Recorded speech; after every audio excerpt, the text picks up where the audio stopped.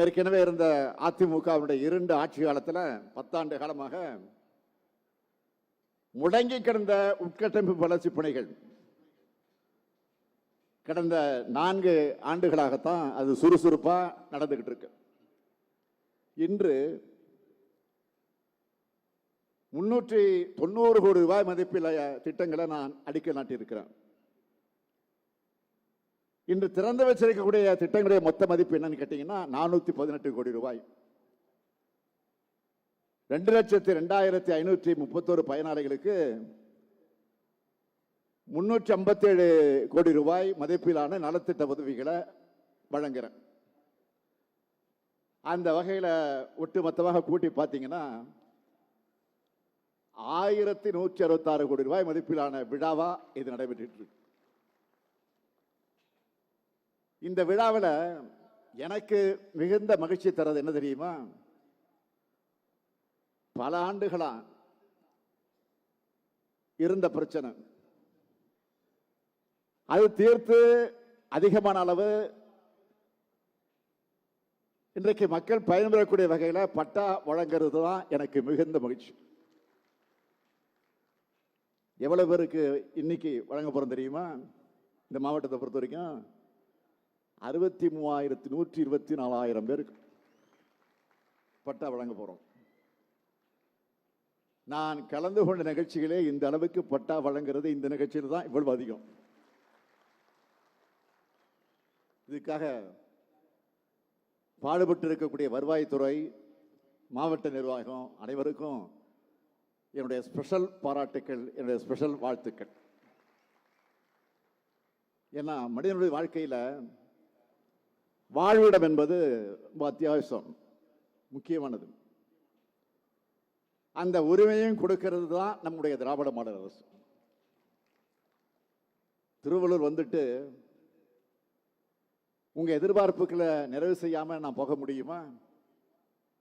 அதனால புதுசா ஒரு 5 அறிவிப்புகளை நான் இந்த விழாவில் வெளியிட போறேன். முதல் அறிவிப்பு, கடம்பூர் ஊராட்சி ஒன்றியம் தண்டலம் கலசவநல்லத்தூர் சாலையில் கூவமாற்றின் குறுக்க 20,37 லட்சம் ரூபாய் மதிப்பீட்டில் உயர்மட்ட பாலம் அமைக்கப்படும்.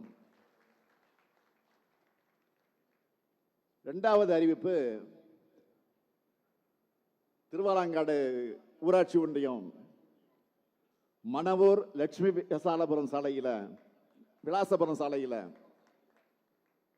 கொசஸ்தலையாறு ஆற்றின் குறுக்க 23,47 லட்சம் ரூபாய் மதிப்பீட்டில் உயர்மட்ட மேம்பாலம் அமைக்கப்படும்.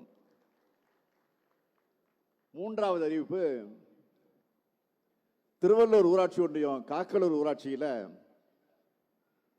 தாமரை குளம் மேம்படுத்தக்கூடிய பணிகள் 2,27 லட்சம் ரூபாய் மதிப்பீட்டில் நமக்கு நாமே திட்டத்தின் கீழ் அது மேற்கொள்ளப்படும். நான்காவது அறிவிப்பு, இந்தியாவிலேயே 2வது பெரிய உப்புத்தர நில ஏரியாக இருக்கக்கூடிய பழவேற்காடு ஏரி பறவைகளுக்கான முக்கிய வாழ்விடமாகவும் சுற்றுலா தலமாகவும் விளங்கி வருது. இந்த பகுதியில் சூழலியல் சுற்றுலா வசதிகள் ஏற்படுத்தப்படும்.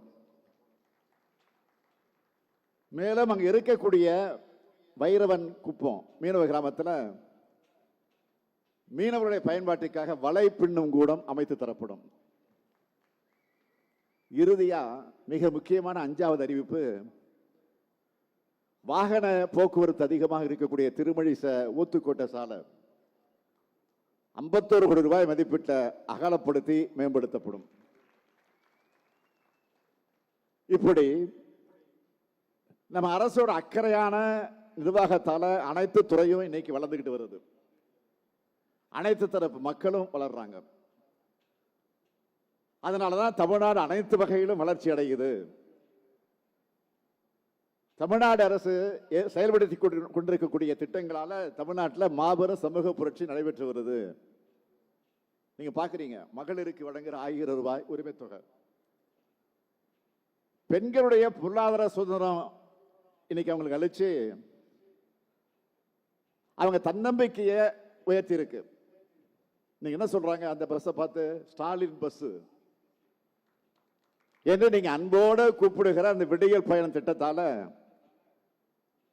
பெண்கள் மேற்கொள்ளுகிற பேருந்து பயணங்கள் அதிகரிச்சிருக்கு.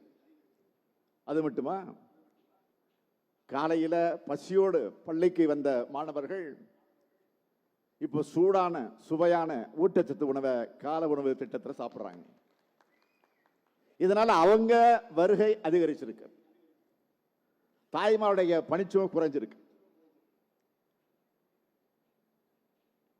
குழந்தைகள் சத்து குறைபாட்டை போக்க கர்ப்பிணி தாய்மார்கள் மற்றும் குழந்தைகளுக்கான ஊட்டச்சத்தை உறுதி செய் திட்டத்தை கொண்டு வந்திருக்கிறோம். அரசு பள்ளியில படிச்ச மாணவர்களுக்கு மாதம் 1000 ரூபாய் தரக்கூடிய புதுமை பெண் தமிழ் புதல்வன் திட்டங்கள் மூலமா அரசு பள்ளியுடைய மாணவர்கள் காலேஜில் சேர்றது, கல்லூரியில் போய் சேர்றது கடந்த 3 வருஷம் பார்த்தீங்கன்னா 30 விழுக்காடு அதிகரிச்சிருக்கு. தொழிற்சாலைகள் இல்லாத மாவட்டங்களே இல்லைன்னு சொல்ற அளவுக்கு எல்லா மாவட்டங்கள்லையும் தொழிற்சாலைகளை நிறுவிட்டு இருக்கிறோம். தொழிற்சாலையை நிறுவுவது மட்டும் இல்ல, அந்த நிறுவனங்களில் பணிபுரியக்கூடிய ஏற்ற திறன்மிக்க இளைஞர்களை உருவாக்க நான் முதல்வன் போன்ற திட்டங்கள் தொலைநோக்கு பார்வையோடு உருவாக்கி இருக்கிறோம்.